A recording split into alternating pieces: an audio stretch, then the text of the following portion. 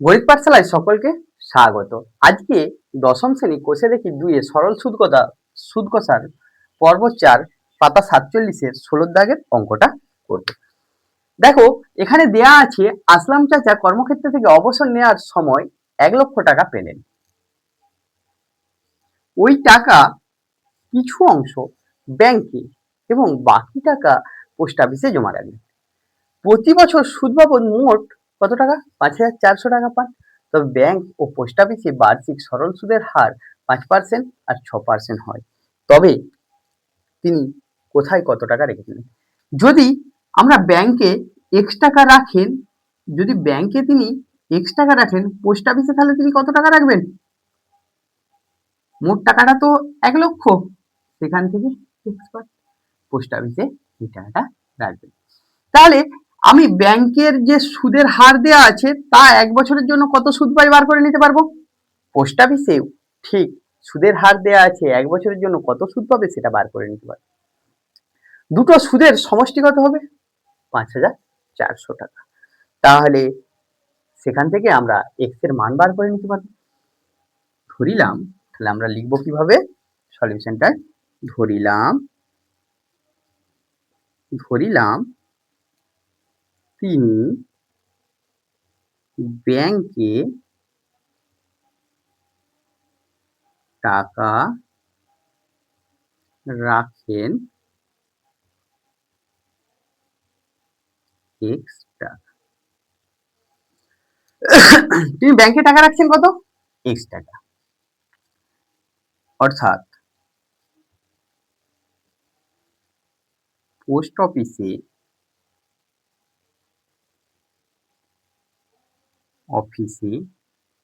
টাকা রাখেন ১,০০,০০০ minus x টাকা। দেখো ব্যাংকে কত সুদের হার দিচ্ছে? ৫%। তাহলে ব্যাংকের ক্ষেত্রে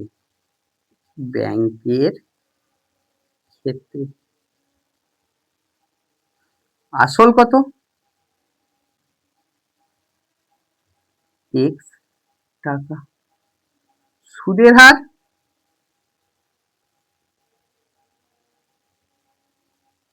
৫%। ১ বছরে, দেখো প্রতি বছর সুদ বাবদ বলেছে, তাহলে সময়টা কত? ১ বছর। ১ বছর। তাহলে সুদ পাবেন কত? সুদের পরিমাণ সমান কত টাকা হচ্ছে? দেখো সুদের পরিমাণটা কত হচ্ছে? আসল গুণিত সুদের হার গুণিত সময় বাই ১০০ টাকা। তাহলে এখানে কত হচ্ছে? 5x বাই 100 টাকা। পোস্ট অফিসের ক্ষেত্রে কি হচ্ছে ঘটনাটা দেখো। পোস্ট অফিসের ক্ষেত্রে পোস্ট অফিস ক্ষেত্রে আসল সমান কত? ১,০০,০০০ মাইনাস x টাকা। সুদের হার ৬%, সময় ১ বছর। তাহলে আমরা বার করে নিতে পারবো। আমরা যদি এখানটায় অঙ্কটা করে নিই, এই পোর্শনটা থেকে এখানটায়, তাহলে পোস্ট অফিসের সুদের পরিমাণ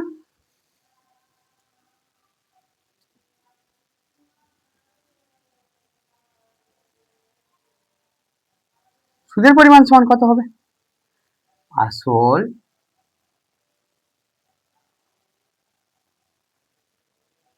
গুণিত সময় গুণিত সুদের হার বাই ১০০ টাকা। তাহলে প্রশ্নানুসারে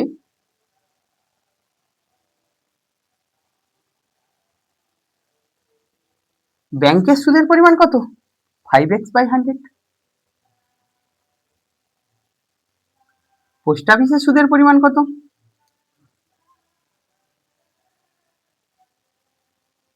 গুণটা করে নিলাম ভাই,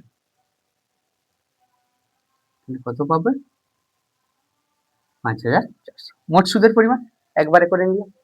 এবার দেখো দুজনেরই হরে কত আছে? 100। তাহলে যোগ করতে গেলে শুধু লবগুলো যোগ করবো, একটু গুণ করে নাও, তাহলে 6 লক্ষ হয়ে যাবে। 4টা 5টা শূন্য মাইনাস 6x, এখানে নিচে 100 থাকতো, 100টা এসে গেল, কটা শূন্য হয়ে যাবে? 4টা শূন্য হয়ে যাবে। এবার এটা যদি বিয়োগ করি, মাইনাস এক্স সমান এদিকে নিয়ে আসো 5,4,0,0,0 মাইনাস 6 লক্ষ। তাহলে আরেকটু সলিউশনটা করে নাও, এক্স সমান মাইনাস হলে 6 লক্ষ থেকে 5,40,000 মানে 60,000।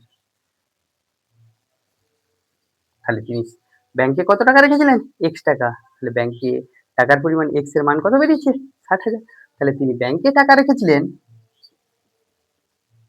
তিনি ব্যাংকে রেখেছিলেন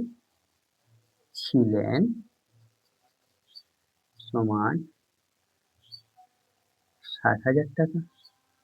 আর তিনি পোস্ট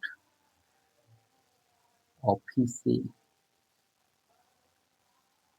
রেখেছিলেন 1 লক্ষ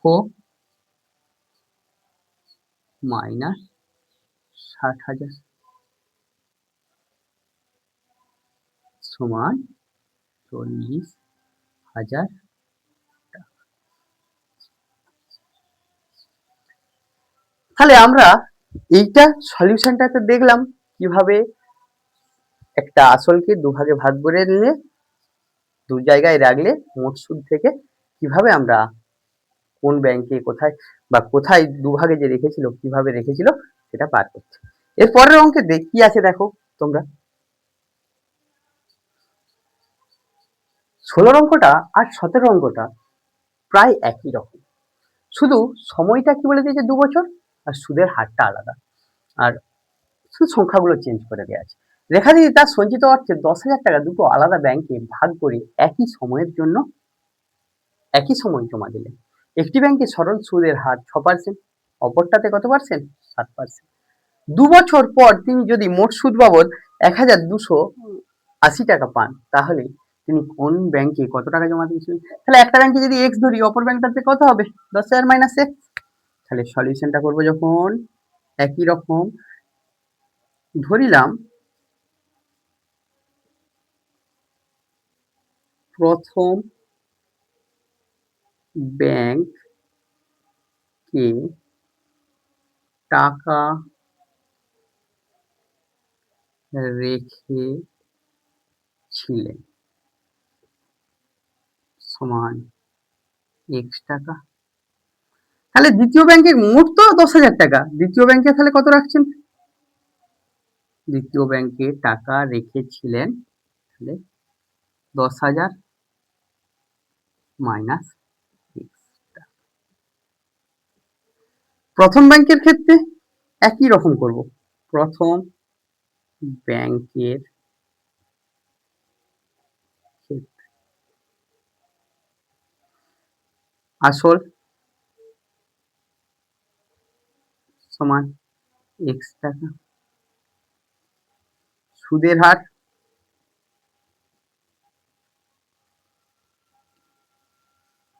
6%, সময় ক বছর দিয়েছে? 2 বছর। তাহলে সুদের পরিমাণ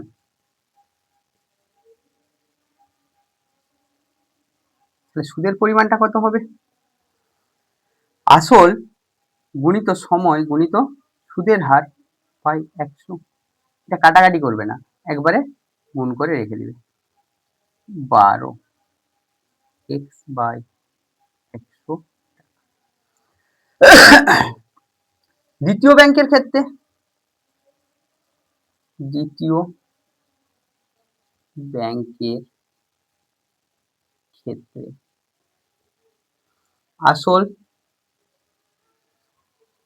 10,000 মাইনাস এক্স টাকা, সুদের হার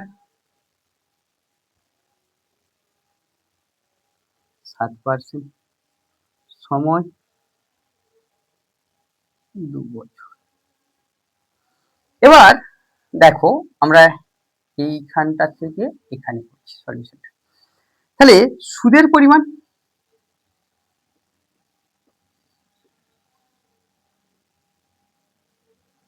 দ্বিতীয় ব্যাংকের সুদের পরিমাণ কত হবে? আসল গুণিত সময় গুণিত সুদের হার বাই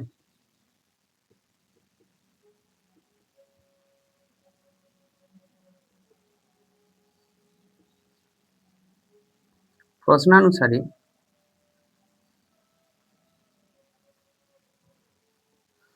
এখানে কত আছে? 12x বাই প্রথম ব্যাংকের সুদ কত পেয়েছি? 12x by 100। দ্বিতীয় ব্যাংকের সুদ কত পেয়েছি? দুটোর যোগফল কত বলেছে? মোট সুদ বলা আছে এই টাকাটা।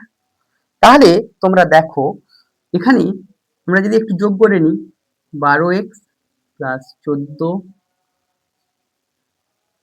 1,40,000 হচ্ছে না, সেটা শূন্য মাইনাস 14, নিচে কত হতো? 100 নিয়ে চলে আসো, এখানে সমান কত হচ্ছে? -2x 1,28,000 হচ্ছে না, একটা নয় 3টা শূন্য হবে, একটা 3টা মাইনাস এটা আসছে। তাহলে তোমরা দেখো এখানে যদি আমরা বিয়োগ করি তাহলে কত পাবো? 2x সমান 12,000 হচ্ছে, তাহলে x সমান কত হচ্ছে? 6,000। তাহলে প্রথম ব্যাংকে তিনি কত টাকা রেখেছিলেন? 6,000 টাকা, এবং দ্বিতীয় ব্যাংকে কত রেখেছিলেন? 4,000 টাকা। অতএব প্রথম ব্যাংকে রেখেছিলেন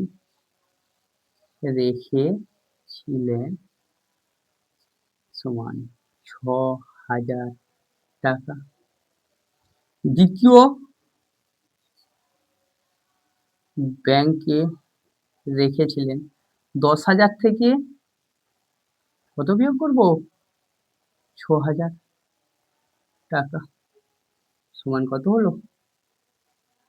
4,000 টাকা। একবার সেম টু সেম অঙ্ক 16 মতোই হলো। এরপরে 18 অঙ্কটা আমরা দেখব। 18 অঙ্কতে কি দেওয়া আছে? এখানে দেখো 18 অঙ্কতে কোনো ব্যাংকে বার্ষিক 5% সরল সুদের হারে ওই ব্যাংকে দীপুবাবু প্রথমে 15,000 টাকা জমা রাখেন, 3 মাস পরে 3,000 টাকা তুলে নিচ্ছে।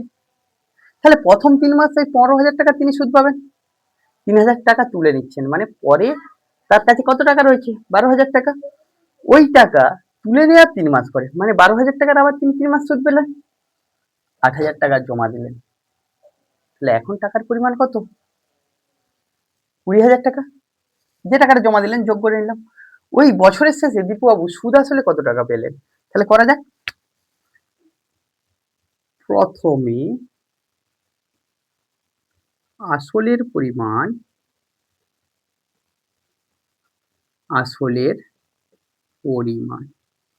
সমান কত? টাকা রেখেছিলেন 15,000 টাকা, সুদের হার একই রয়েছে, সুদের হার 5%, সময় কিন্তু এখানে 3 মাস, সময় 3 মাস। মাস থাকলে কি বলেছিলাম? 12 দিয়ে ভাগ করে বছর করে নিবে। তাহলে প্রথম 3 মাসে সুদ পেলেন, 3 মাসে সুদ পেলেন সমান, তিনি 15,000 টাকা রাখলেন 5% ইন্টারেস্টের হারে এতদিনের জন্য বাই 100 টাকা। দেখো এই শূন্য কেটে দিলাম, 3 দিয়ে কাটো 4, 4 হচ্ছে, আর 2 দিয়ে কাটলে 75, 2 এখানে কত হচ্ছে 2, 5 5 25 আর 35 দিয়ে 37 বাই 2। এটাকে দশমিকে করে নাও না, 500 টাকা। দ্বিতীয় 3 মাস, দ্বিতীয় 3 মাসে ক্ষেত্রে সুদ আসলের পরিমাণ কত? 15,000 টাকা রেখেছিলেন, সেখান থেকে 3,000 টাকা তুলে নিচ্ছেন, তাহলে পড়ে রয়েছে কত? 12,000 টাকা। সুদের হার কত পার্সেন্ট? সুদের হারটা কত পার্সেন্ট? 5%। সময় 3 মাস সমান 3/12 বছর। এবার দেখো এখন সুদের দ্বিতীয় 3 মাসে সুদ পাচ্ছেন কত? দ্বিতীয় 3 মাসে সুদ পেলেন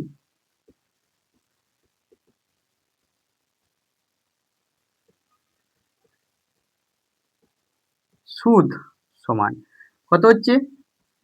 12,000 ইন্টু 5 ইন্টু 3/12 বাই 10। তাহলে 3 5 15, 15 10 150 টাকা। তাহলে এবার দেখো বাকি যে 8,000 টাকা জমা রাখছেন, ওই যে 3 মাস এইটা খেটে যাওয়ার পর তিনি কত করলেন? 8,000 টাকা জমা দিলেন। তাহলে বাকি 6 মাস, বছর 1 বছর হতে গেলে কত মাস হতে হবে? 12 মাস। তাহলে বাকি সময়টা কত? 6 মাস। তাহলে শেষে শেষ 6 মাসের ক্ষেত্রে আসল কত হচ্ছে? আসলটা কত? 12,000 টাকা ছিল, তার সাথে 8,000 টাকা লাগলো, তাহলে কত হলো? 20,000 টাকা। সময় ক মাস? 6 মাস সমান কত হবে? 6/12। সুদের হার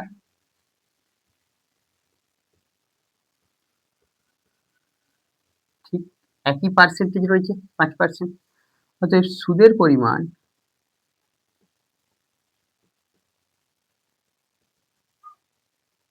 তাহলে কত হবে? 20,000 গুণিত 5 ইন্টু 6/12 বাই 100, 2 এটা কত হচ্ছে? 10,000, তাহলে 500 টাকা। তাহলে দেখো এখন আসলের পরিমাণ কত? 20,000 টাকা, কিন্তু তিনি সুদ বাবদ কত পেয়েছেন? একবার 187.50 টাকা, একবার 150 টাকা, আর একবার 500 টাকা।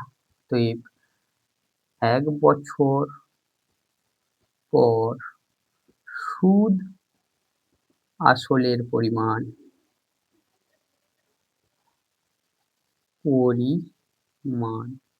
কত হচ্ছে? আসলটা কত? 20,000, লাস্টে 500, 150 যুক্ত 187.50। তাহলে এখানে কি হচ্ছে? 0.50 যেমন আছে রইলো টাকা, 7 থাকছে, 8 5 13, 13, 3 5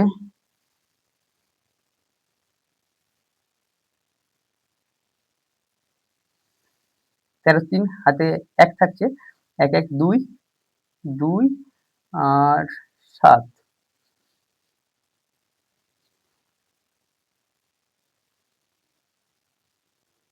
7 7 নয়, এখানে হাতে 1 থাকছে, 8 হবে। 8 20,837.50 টাকা। তোমাদের যদি গণিত পাঠশালার ক্লাস ভালো লেগে থাকে, গণিত পাঠশালা ইউটিউব চ্যানেলকে সাবস্ক্রাইব করো ও পাশের বেল আইকনটি প্রেস করো। গণিত পাঠশালা বাই অনুপ ফেসবুক পেজকে লাইক করো, শেয়ার করো, বন্ধুদের মধ্যে কমেন্ট করো। Thank you.